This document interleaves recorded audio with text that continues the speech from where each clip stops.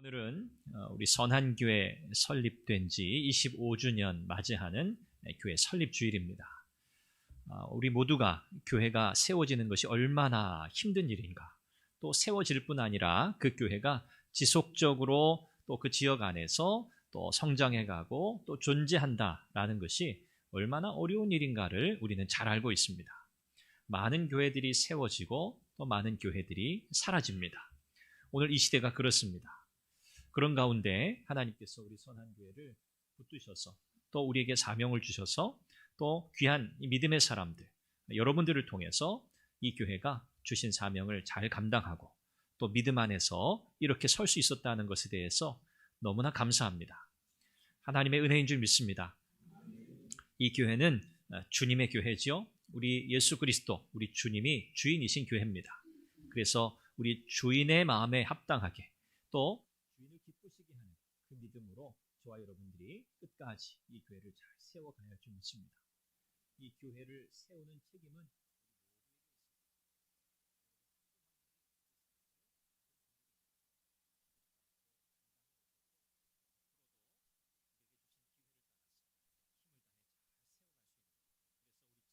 찬양했던 것처럼 우리가 진정으로 그리스도 안에서 하나라고 하는 이 놀라운 신비를 경험하게 되기를 주님의 이름으로 축원합니다.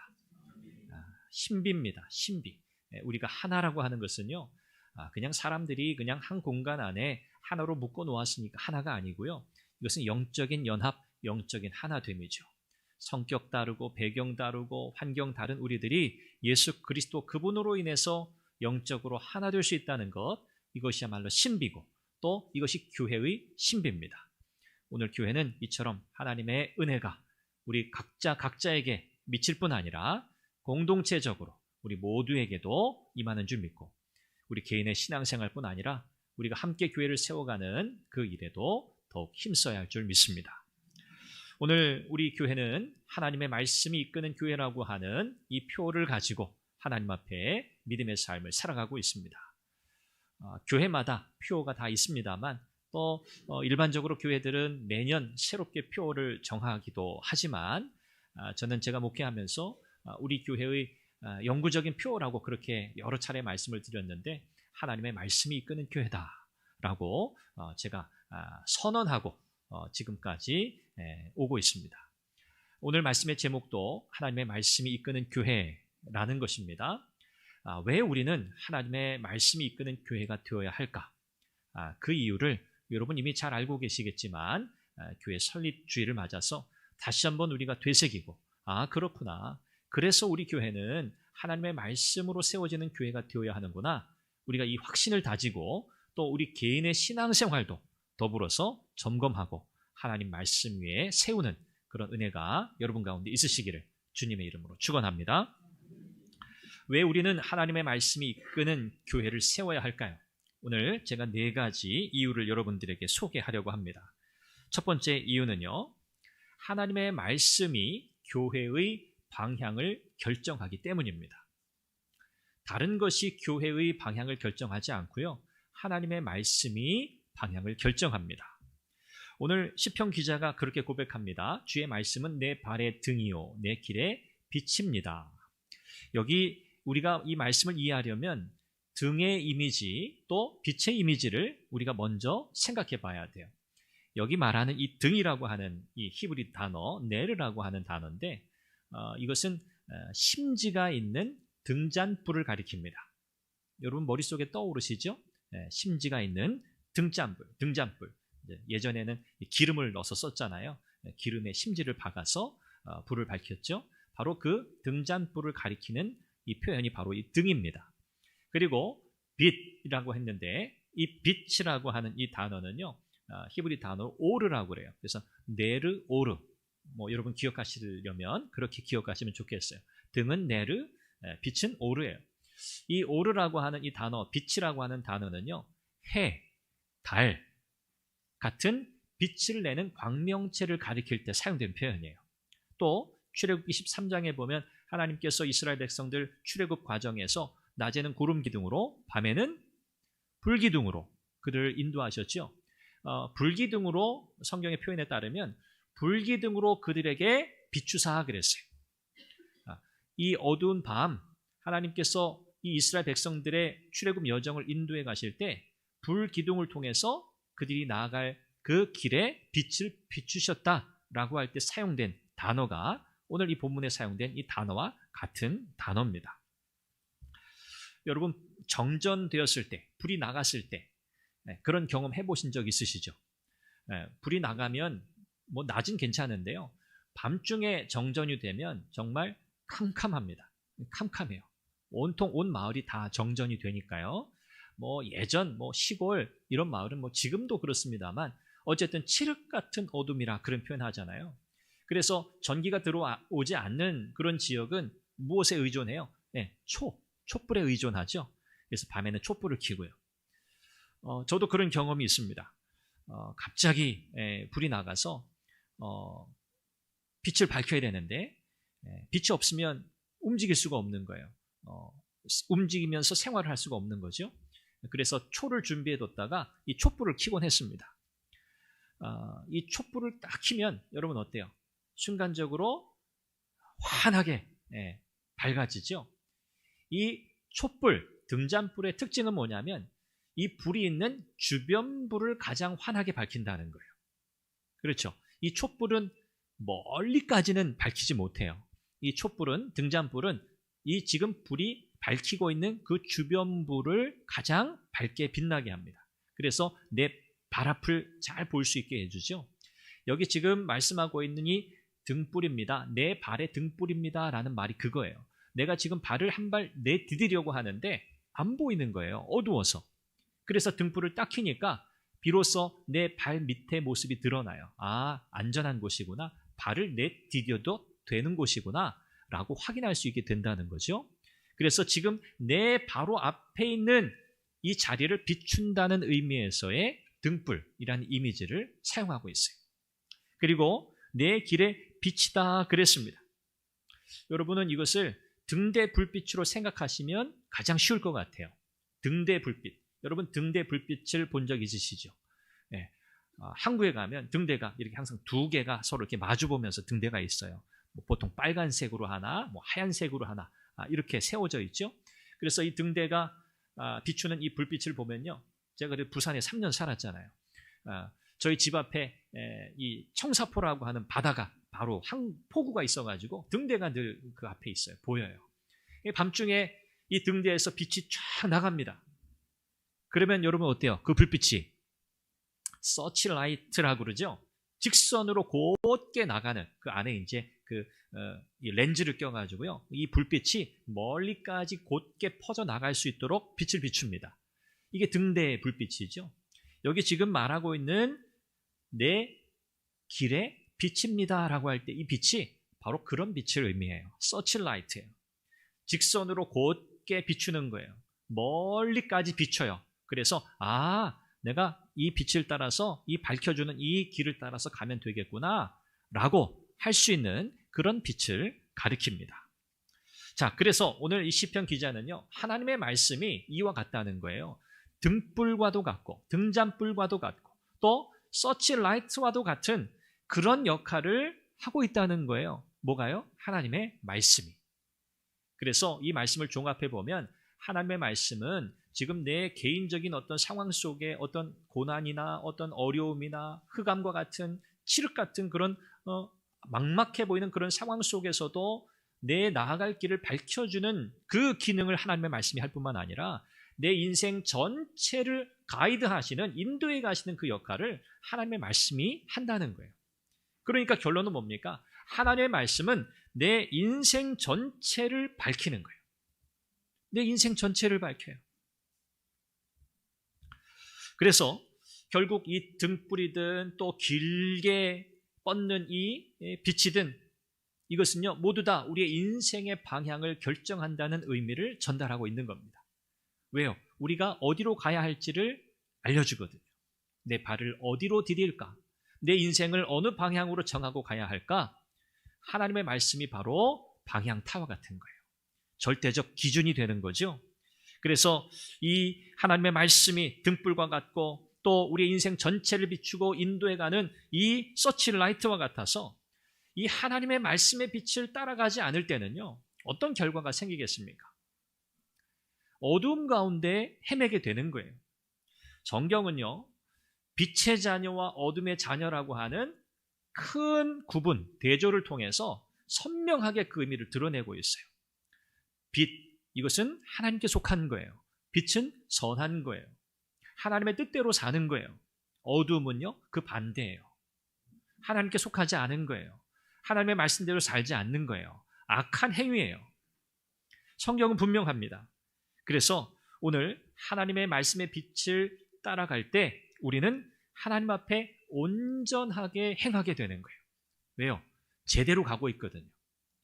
방향이 맞거든요. 방향이 맞아요. 우리의 신앙생활 중에 우리가 늘 점검해야 하는 게 뭐냐면 내가 제대로 가고 있나? 이거 점검해야 돼요. 제대로 가고 있나? 내가 말씀이 비추는 그 길 위에 내가 서 있나? 이거 점검하는 거예요. 우리는 탈선하기가 너무 쉬워요. 또 탈선하는 것을 우리는 좋아해요. 왜? 그게 본능적 욕구거든요. 하나님의 말씀의 빛을 따라가는 것보다 내 본능적 욕구를 따라서 자꾸 새길로 가는 편이 우리에게는 더 매력적이에요. 그래서 말씀의 빛, 성경은 다른 표현으로 예수님 좁은 문이라 그렇게 표현하시기도 했죠. 이 길을 가는 사람들이 적다 그랬어요. 그러나 우리는 말씀의 빛을 따라가야 돼요. 내가 말씀 위에 서 있나? 내가 말씀대로 살고 있나? 이것을 점검하는 삶이 신앙생활이에요. 여러분의 믿음의 여정을 점검하시기 바랍니다. 내가 말씀 위에 서 있는가? 내가 말씀이 비추는 그 길을 바라보고 가고 있는가? 여러분 이거 점검하시면 틀림없어요. 자, 그래서 잠언 13장 9절 말씀에 보면 의인의 빛은 환하게 빛나고 악인의 등불은 꺼지느니라 그랬어요. 의인의 불빛은요 환하게 빛난대요. 그럴 수밖에 없죠. 하나님의 인도하심이 있잖아요. 하나님의 말씀의 빛이 그 인생을 비추고 있잖아요. 그러니 빛날 수밖에 없어요. 너희는 세상의 빛이라 하셨어요. 그 말씀이 이 의미와 연결되는 거예요. 말씀의 빛을 받는 사람은 그 말씀의 빛을 드러내게 돼 있어요. 그 사람이 밝아지거든요. 말씀의 빛을 받으면 밝아지죠. 그 사람이 밝아져요. 그 인생이 밝아지는 거예요. 그 존재 자체가 밝아지는 거예요. 그 인생이 밝아지는 거예요. 우리의 인생의 크고 작은 문제들, 우리의 인생에 휩싸여 있는 어두움의 문제들, 마음의 문제들, 심리적인 문제들, 여러분 이런저런 방법들을 우리가 사용할 수 있습니다만 근본적인 해결책은 하나님의 말씀의 빛을 받아야 돼요. 하나님의 말씀이 어둠을 물리쳐요. 그렇죠?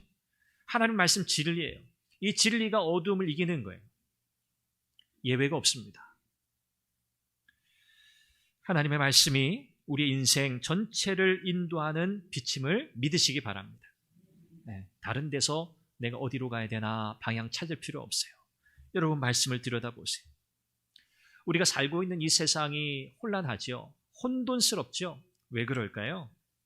하나님의 말씀, 영원한 빛이신 하나님의 말씀을 절대적 기준으로 삼고 있지 않기 때문에 그래요. 당연하죠. 세상은 하나님의 존재조차도 인정하지 않거든요. 그러니 어둠 가운데 있을 수밖에 없어요. 그 어둠을 벗어날 길이 없어요. 안타깝죠. 그런데 여러분 세상의 모든 문화, 세상의 모든 구조, 틀은요 모두 그런 상황에 처해 있어요. 정치, 경제, 사회, 문화, 교육 다 똑같습니다. 시대의 상황과 흐름, 분위기에 따라서 계속 바뀌어요. 교육 정책, 교육감이 바뀌면 확 바뀝니다. 대통령이 바뀌면 국정 기조에 따라서 또 바뀝니다. 교육은 100년 대계라 하는데 어느 장단에 맞춰야 하나? 우리 입시를 치러야 될 자녀들을 둔 부모님들 입장에서 보면요. 뭐 입시 요강이 얼마나 자주 바뀌는지 몰라요. 잘 몰라요. 뭐 2028년도에는 어떻게 바뀐다더라. 뭐 바뀐다더라. 뭐 고등학교 학교 시스템이 어떻게 바뀐다더라. 계속 바뀝니다. 시대 상황, 분위기, 흐름에 따라서 계속 달라져요. 뭐 바뀌는 것 자체, 변화 자체를 잘못되었다 할 수는 없어요. 그러나 성질이 그렇다는 거예요. 계속 변할 수밖에 없습니다. 철학도 바뀌고요. 교육도 바뀌고요. 정치도 바뀌고요. 문화도 바뀌어요. 제가 말씀드리고 싶은 건 변하지 않는 것, 바뀌지 않는 것, 하나님의 말씀이라는 거예요. 세상은 변해도 하나님 말씀은 변하지 않아요. 왜? 이건 절대적 진리거든요. 절대적 기준이거든요. 그래서 하나님의 말씀이 무엇입니까? 라고 물을 때 우리 소요리 문답뿐 아니라 우리 학습, 세례, 입교 문답할 때 굉장히 중요한 질문이잖아요. 성경이 무엇입니까? 성경은 하나님의 말씀입니다. 하나님의 말씀으로 신앙과 행위의 정확무오한 유일의 법칙입니다. 영어의 캐논이라고 불러요. 캐논. 헬라어로 카논인데 이게 절대적 기준이란 뜻이에요. 캐논, 이런 브랜드 있잖아요. 캐논. 뭐 복사기도 있고 카메라도 있고. 우리는 그 분야, 그 업계의 절대 지존이라 그런 뜻이에요. 우리를 따라올 자가 없다. 그런 의미의 캐논이라는 이름이에요. 성경, 정경을 캐논이라 부릅니다. 카논이라고 불러요. 하나님 말씀. 절대적 기준이라는 거죠. 하나님의 말씀 이외에는 다 변해요. 다 변해요. 그러므로 이런 변하는 세상 속에서 우리 개인도, 우리 교회도 과연 우리의 기초를 어디에 둘 건가를 정해야 돼요. 여러분, 교회라고 다 같은 교회가 아닙니다. 교회마다 말씀이 아니라 세상 트렌드에 따라서 세상의 변화, 문화적 흐름에 따라서 계속해서 변화를 모색하는 그런 교회들이 꽤 있습니다. 하나님의 말씀에 기초 없이 그것들을 더 큰 비중을 두고 취하는 거예요. 언제까지 그런 변화에 따라 방향을 정하겠어요? 세상의 흐름을 읽고 세상의 변화를 감지하는 센서, 이것은 그리스도인들에게 굉장히 중요한 거예요. 다시 말하면 잘 알아야 된다는 거예요. 세상이 어떻게 달라지고 있나, 세상이 어떻게 변화되고 있나, 여러분 무지해서는 안 됩니다. 우리가 그거를 다 취하려고 아는 게 아니에요. 야, 세상은 이렇게 달라지는구나, 이렇게 변화되고 있구나, 그 결과가 이런 것들이구나. 이런 세상 속에서 우리의 믿음, 우리의 신앙생활, 우리의 가치관, 우리의 세계관, 우리의 인생의 관점, 우리는 과연 어떻게 가져야 되지? 변함없는 하나님의 말씀 위에 흔들림 없이 세워야겠구나. 우리가 그 결론을 얻기 위해서 우리는 세상을 보는 거예요. 이 세상도요, 하나님의 일반 은총이라고 부르는 하나님의 일반 은혜 가운데 있어요. 기술의 발달이라든지, 그렇죠? 이런 것들은 다 하나님의 은혜의 영역이에요. 한 군데도 하나님의 은혜에서 벗어난 곳은 없어요. 세상 어느 곳도. 과학의 발전, 기술의 발전, 이건 모두 다 하나님이 은혜 가운데 이루게 하시는 업적들이에요. 그러니 그런 것들 우리가 전혀 무시하고 살아갈 수 없어요. 그러나 분명한 것은, 가장 중요한 것, 하나님 말씀, 이걸 붙드는 거예요. 개인도 교회도 하나님의 말씀 위에 서 있어야만 방향을 잃어버리지 않습니다. 이건 매우 중요한 거예요. 세상에 적응하느라 이 기초를 버리는 교회들이 많습니다. 굉장히 많아요. 오늘 하나님이 기뻐하시는 교회는요, 세상의 트렌드, 세속적인 가치관, 세속적인 방식을 따라가지 않습니다. 교회의 방향은 오직 하나님의 말씀으로부터 나오기 때문이에요. 기독교의 역사를 잘 살펴보면요, 어느 교회든 하나님의 말씀을 중심에 딱 둔 교회가 성장해요. 하나님이 그 교회를 사용하셨어요.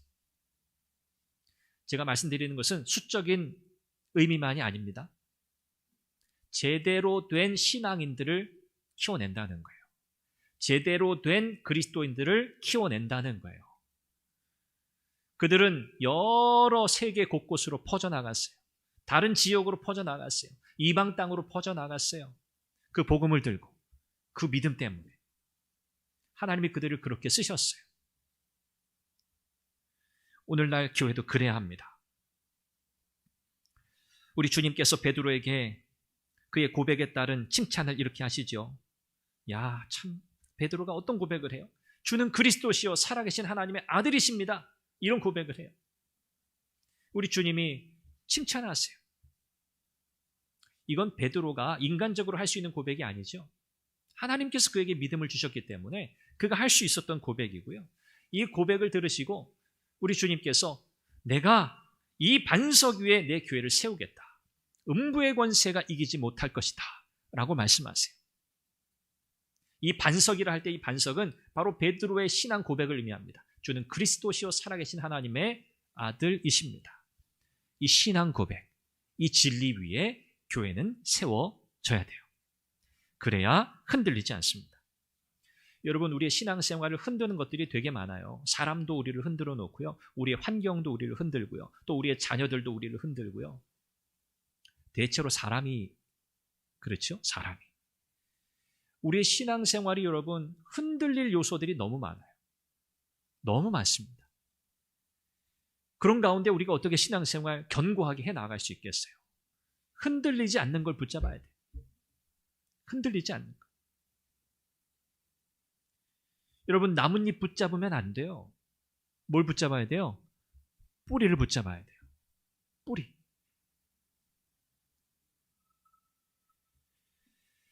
이렇게 말씀 위에 든든히 설 때 우리가 나아갈 방향이 분명해지고요. 우리가 흔들림 없이 앞으로 나아갈 수 있게 되리라 믿습니다. 네, 말씀이 방향을 결정해요. 두 번째 이유는요. 하나님의 말씀이 교회를 세우는 능력이기 때문에 그렇습니다. 사도행전 2장에 초대교회의 모습이 기록되어 있죠. 초대교회가 부흥한 부흥의 핵심이 무엇입니까? 몇 가지 소개할 수 있는데요. 가장 중요한 기초, 사도들이 하나님의 말씀 사역에 전념할 때, 사도들이 하나님의 말씀을 가르치기 시작할 때 그 말씀을 듣는 초대교회 성도들, 그들의 자세와 태도, 뭐라고 성경이 기록하고 있습니까? 사도들은 말씀 가르치는 일에 전념했고 초대교회 성도들은 그 사도들의 가르침을 받는 일에 전념했어요. 그리고 나서 그 다음에 이어지는 거예요. 예배, 교제, 봉사, 섬김. 하나님의 말씀을 사모하는 마음으로 듣고 배우고 배운 말씀을 나누고 순종하고 실천했더니 그 결과가 뭐예요? 믿음이 자랐다는 거예요. 믿음이 자란다는 거예요. 여러분, 초대교회 성도들 뭐 특별한 게 있습니까? 환경적으로 따지면야 우리가 100배 낫죠. 100배, 1000배 낫죠. 오늘 우리의 삶의 환경이 얼마나 좋아요. 초대교회 성도들 뭐 특별한 게 있어요? 여러분 성경 읽어보세요. 사도행전 보세요. 뭐 특별한 게 없어요. 뭐 드러낼 만한 것도 없어요. 자랑할 만한 것도 없어요. 그냥 그들은 그 믿음 때문에, 예수 그리스도를 믿는다고 하는 그 믿음 때문에 그들은 너무 감사해서 사모하는 마음으로 사도들의 말씀 가르침을 들었어요. 거기에 올인했어요. 마음을 다 쏟았다는 말이에요. 그러고 났더니 믿음이 자라는 거예요. 그리고 났더니 하나님 앞에 진정한 예배자가 되고요. 하나님 앞에 진심으로 기도하는 자가 되고요. 하나님 앞에 성도들을 사랑하고 또 하나님의 사랑을 많은 사람들에게 나누는 복음 전도와 선교에 그들이 자진해서 앞장서게 되는 거예요. 첫 출발이 어디에 있습니까? 말씀에 있어요. 말씀. 말씀은 하나님의 능력이에요. 그랬더니 어떤 결과가 나왔다고 사도행전 2장 기록합니까? 하나님께서 이런 성령 충만한 성도들로 인하여, 말씀 충만한 성도들로 인하여 복을 주시는데 구원받는 자의 수를 날마다 더하게 하셨다. 기록해요. 구원받는 자의 수를 날마다 더하게 하셨다.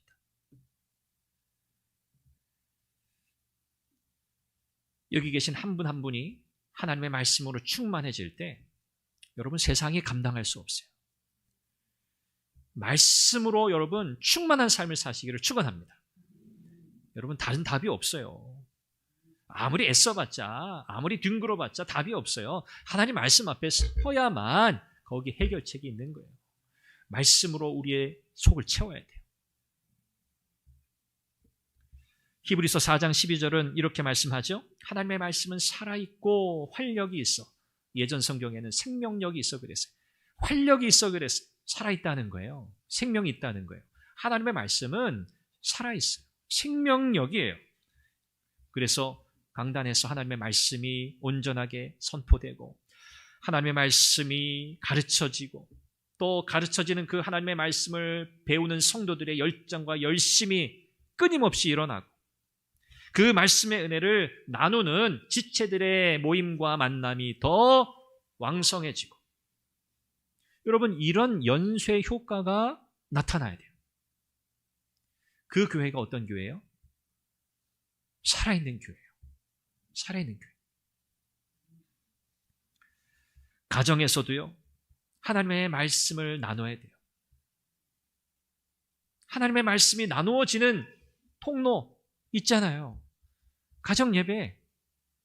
가정 예배.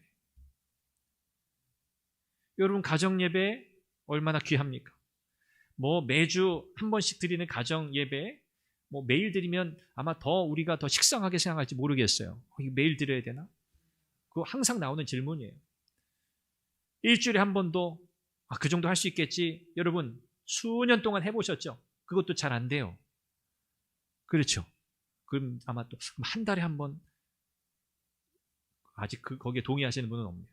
네. 한 달에 한 번 정도면 되지 않을까? 안 됩니다. 사실 일주일에 한 번이라고 하는 것은 정말 최소의 단위예요. 최소의 단위. 매일 할 수 있으면 너무 좋죠. 그러나 우리의 여러 가지 상황, 여건 이런 것들을 우리가 그래도 좀 고려할 때 우리가 하나님 앞에 일주일에 한 번씩 자녀들과 함께 또 우리 부부가 함께 하나님 앞에서 말씀 함께 나누고 또 이 말씀 붙들고 우리가 함께 기도할 수 있는 그 시간, 짧은 시간이어도 그 시간이 있다는 것은요, 여러분 천지차입니다. 천지차입니다.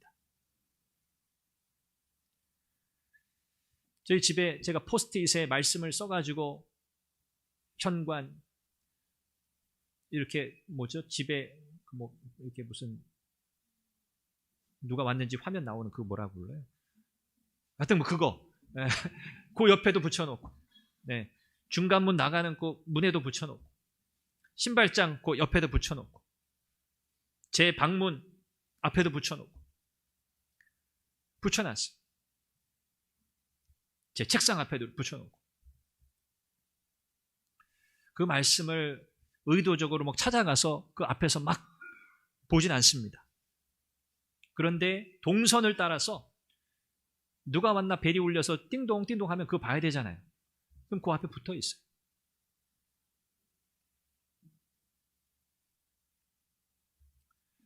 어떻게 해서든 하나님의 말씀에 나를 노출시켜야 돼요. 말씀. 그러지 않으면 여러분 우리 다 이 기계에 매여 있어요. 우리 자녀들도 마찬가지잖아요. 다 기계에 매여 있어요.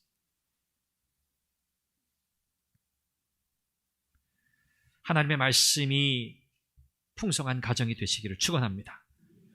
말씀이 충만한 가정이 세워지는 거예요. 바로 서는 거예요. 하나님 말씀이 풍성한 교회가 바로 서는 거예요. 진짜 성장은 겉모습이 아니에요. 진짜 성장은 뭐예요? 속사람의 성장이에요. 내면의 성장이에요. 말씀이 채워지는 그 결과, 이게 내면의 성장이에요.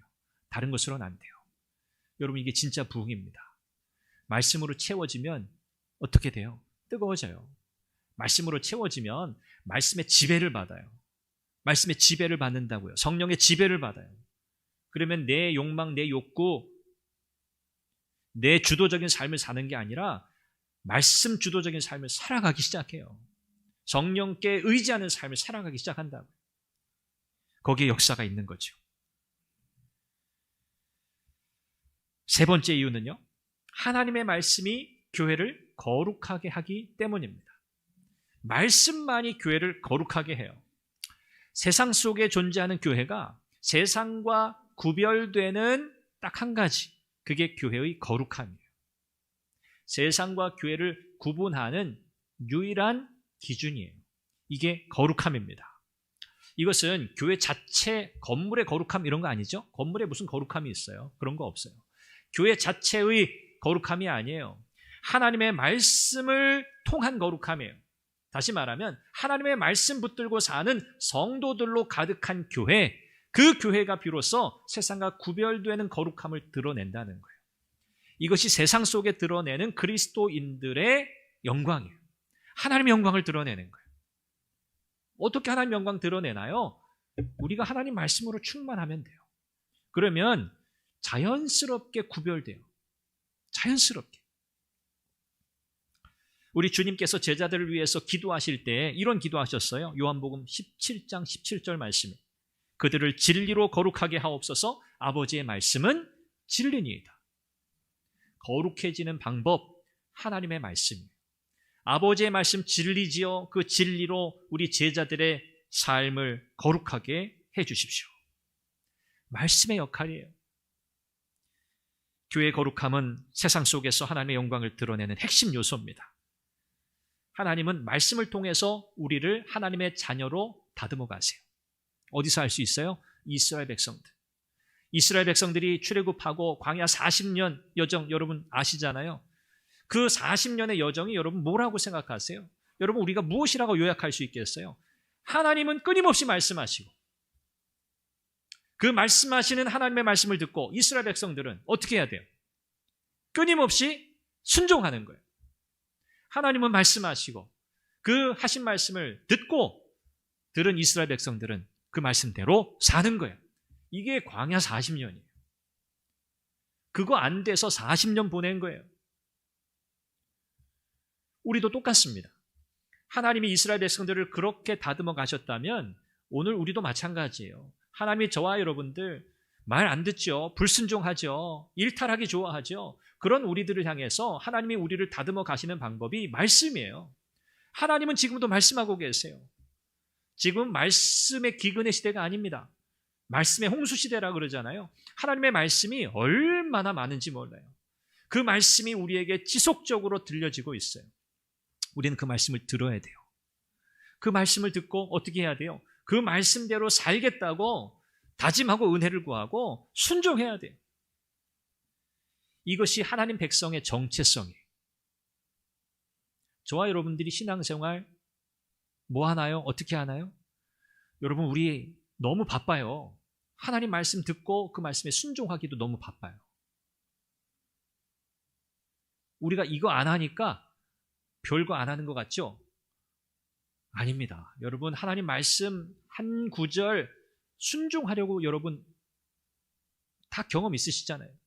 그 말씀 한 절 붙들고 여러분 한 주간 살아낸다고 여러분 할 때 여러분 어떠세요? 엄청난 일입니다.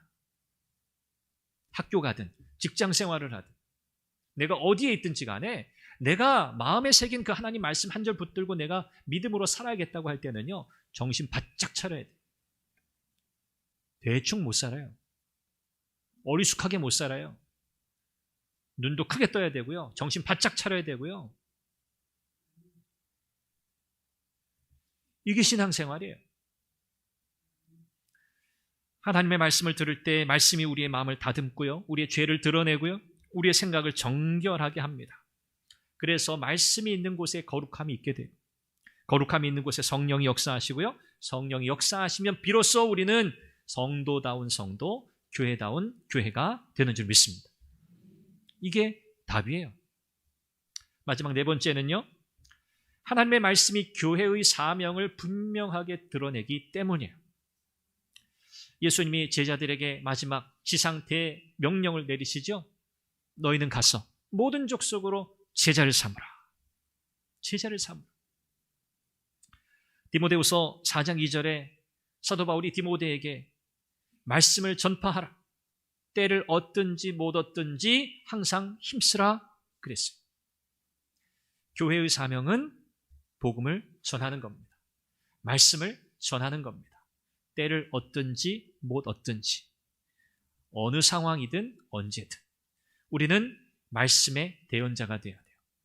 복음의 증인이 되어야 돼요. 이것이 교회의 사명이에요. 하나님의 말씀은 우리에게 이 사명을 분명하게 말씀해요. 다른 거 아니다. 제자를 삼는 거야. 그럼 어떻게 해야 돼요? 우리가 제자가 먼저 돼야죠. 우리가 주일 마가복음 말씀을 계속 살피면서 제자가 된다는 것의 의미를 우리가 계속 살피고 있죠. 제자 그냥 되는 게 아니에요. 우리는 진정한 제자가 되어야 하고요. 제자의 사명은 예수님의 복음, 십자가의 증인이 되는 겁니다. 말씀을 맺습니다. 우리 선한교회는 내년에도 하나님의 말씀이 이끄는 교회로 서기를 원합니다.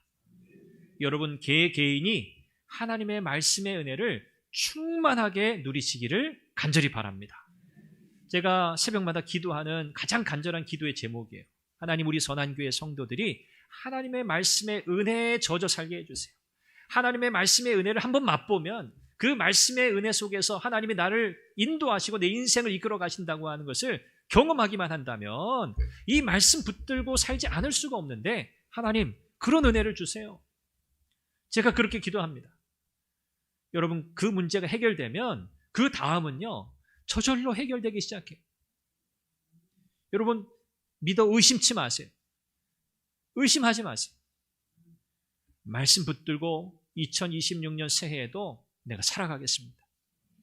우리가 슬기로운 신앙생활 프로젝트를 벌써 수년간 해오고 있잖아요. 코로나 그 시국이 시작해서 내년에도 하나님 말씀 통독, 신구약 성경 통독하는 것, 1월 달에는 사복음서, 신약 성경 통독하는 것, 하나님 말씀 암송하고 또 우리 손으로 필사하고 함께 주신 은혜를 기억하고 감사하고 또 함께 이 은혜를 기뻐하면서 함께 이 기쁨을 나누고,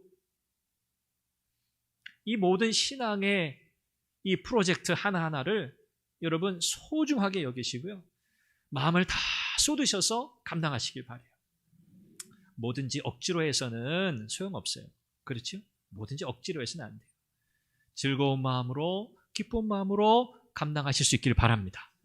제가 작년에도 말씀드렸어요. 나지 않은 길, 누구도 가지 않은 길 만들려면 어떻게 해야 돼요? 많은 사람들이 그 길을 가야 돼요. 가다 보면 다 젖어요. 그렇죠? 다 젖어요. 무른 땅도 다 젖어요. 그래서 뒤에 오는 사람들이 좀 편하게 갈 수 있어요. 아, 이 길로 가면 되는구나. 저와 여러분들은 길을 만드는 사람들이에요. 믿음의 길을 만드는 사람들이에요. 벌써 몇 년째 우리가 해오고 있어요. 아직 물은 곳이 많아요. 여러분 단단히 밟고 지나가셔야 돼요. 한 사람도 빠질 생각하지 마세요. 제가 콕 집어서 얘기를 안 해서 그렇지, 안 했죠, 한 번도?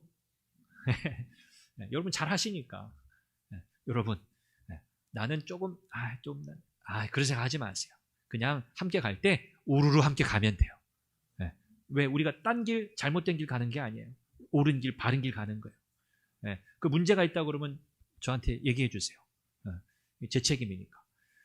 여러분들이 함께 이 믿음의 길을 잘 가시길 바라고요. 내년에도 여러분 또 셀 모임 하게 될 텐데, 셀 모임 때마다 여러분 말씀의 은혜를 내가 풍성히 누려야겠다. 여러분 각오, 다짐을 하고 가세요.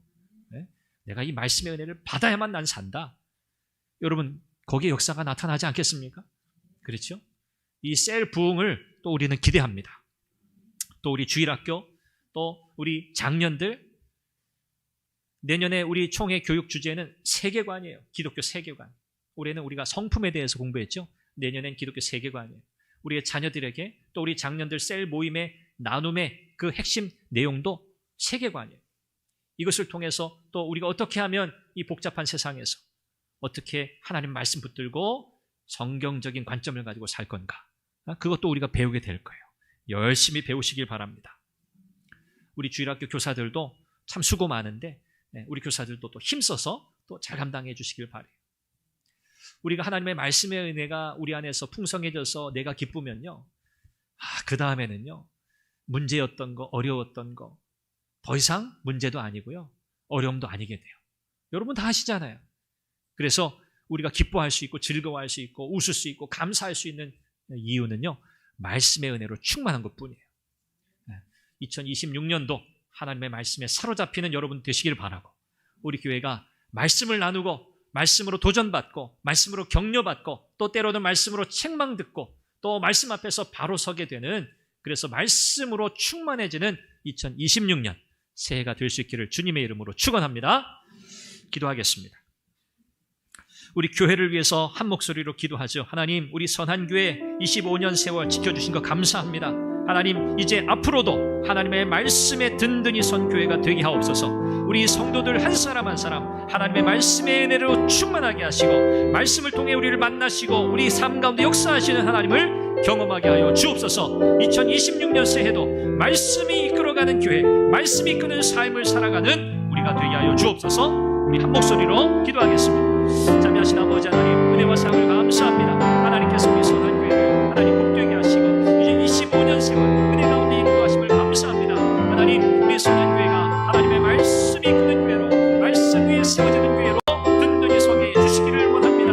하나님, 하나님의 말씀의 방향을 따라가게 하시고 하나님 말씀으로 인하여 충만한 교회가 되어서 하나님 우리에게 주신 사명 잘 감당하게 해주시기 원합니다. 생명의 말씀, 능력의 말씀, 하나님의 말씀 붙들고 나아가게 하여 주시옵소서. 하나님의 말씀 붙들고 나아갈 때 우리 성도들의 삶이 주의 은혜로 충만하게 하시고 하나님의 삶에 어려움과 문제와 고난이 있을지라도 하나님 우리의 인생을 비추시는 하나님 등불과 같은 하나님의 말씀, 하나님 등대의 빛과 같은 하나님의 말씀이 우리의 삶의 인생 전체를 비추고 하나님 우리가 길을 잃지 아니하고 하나님 담대하게 그 길을 걸어가게 하여 주시옵소서. 사랑하는 성도들의 삶을 이끄시고 교회의 나아갈 길들을 선히 인도하여 주시옵소서.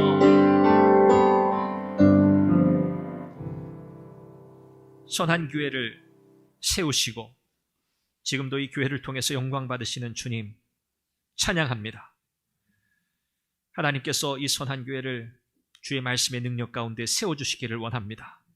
말씀 위에 견고히 세워지는 성도들 되게 해주시고 말씀 위에 선 성도들로 인하여 우리 교회가 말씀으로 충만한 교회, 말씀의 은혜가 우리의 삶의 구석구석 흘러가서 하나님의 은혜의 역사를 우리가 목도하고 하나님 그 역사가 우리의 간증이 되어 우리 안에 더 풍성한 나눔이 되고 이것이 많은 사람들에게 증거가 되어 복음이 힘있게 세상 가운데 흘러갈 수 있도록 역사하여 주옵소서.